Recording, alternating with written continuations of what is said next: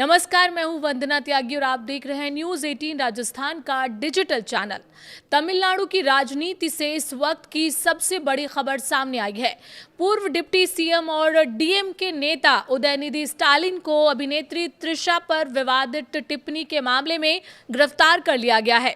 मंगलवार सुबह चेन्नई में पुलिस ने उनके घर पहुंचकर ये कार्रवाई की, जिसके बाद राज्य की राजनीति में जबरदस्त हलचल मच गई है। गिरफ्तारी के बाद उदयनिधि स्टालिन ने कहा, मैं इसका कानूनी रूप से सामना करूंगा। मैं इस गिरफ्तारी को एक मजाक मानता हूं। सिर्फ मैं ही नहीं बल्कि डीएमके का आखिरी कार्यकर्ता भी ऐसी कार्रवाई से डरने वाला नहीं है।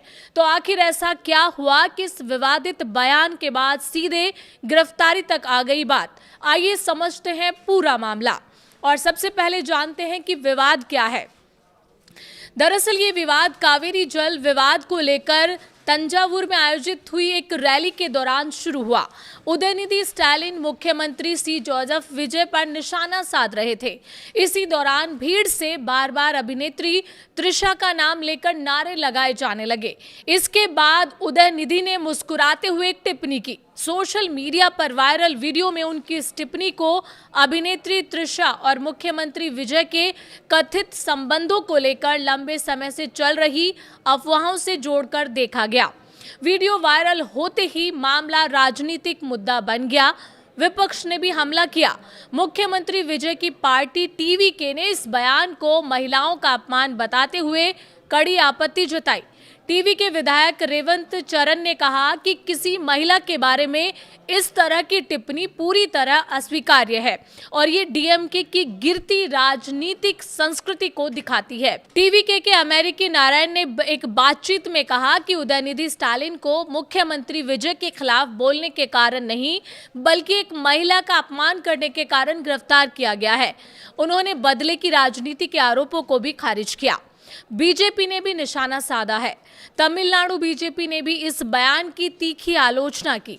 बीजेपी के प्रदेश प्रवक्ता नारायण तिरुपति ने टिप्पणी को घृणित, अश्लील और शर्मनाक बताया।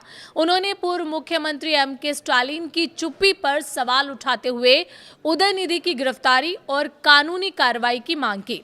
डीएमके का पक्ष उदयनिधि स्टालिन ने गिरफ्तारी को राजनीतिक प्रतिशोध बताया है। उनका कहना है कि उनकी पार्टी ऐसी कार्रवाई से डरने वाली नहीं है और वो अदालत में कानूनी लड़ाई लड़ेगी। डीएमके का आरोप है कि विपक्ष इस मुद्दे को राजनीतिक लाभ के लिए बढ़ा चढ़ाकर पेश कर रहा है। कावेरी विवाद भी इसका एक अहम मुद्दा बना है। ये पूरा विवाद ऐसे समय में सामने आया है जब कावेरी नदी के पानी को लेकर तमिलनाडु और कर्नाटक के बीच तनाव बढ़ा हुआ है। तमिलनाडु सरकार ने सुप्रीम कोर्ट का दरवाजा खटखटाते हुए आरोप लगाया है कि कर्नाटक कावेरी जल प्रबंधन प्राधिकरण और कावेरी जल विनिमय समिति के निर्देशों के बावजूद राज्य के हिस्से का पानी नहीं छोड़ रहा है। यानी जिस रैली का उद्देश्य कावेरी जल विवाद पर सरकार को घेरना था, वो अब पूरी तरह उदयनिधि स्टालिन की टिप्पणी और उनकी गिरफ्तारी पर केंद्रित हो गई है। अब सबसे बड़ा सवाल यही है कि क्या ये कार्रवाई सिर्फ कानून के तहत हुई है या फिर तमिलनाडु की राजनीति में ये एक नए टकराव की शुरुआत है।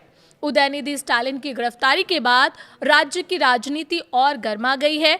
आने वाले दिनों में अदालत की सुनवाई, डीएमके की रणनीति और विपक्ष के अगले कदम पर सभी की नजर रहेगी। आपकी राय क्या है? क्या नेताओं को सार्वजनिक मंचों पर अपनी भाषा को लेकर ज्यादा जिम्मेदार होना चाहिए? आप अपनी राय हमें कमेंट के जरिए जरूर बताएं।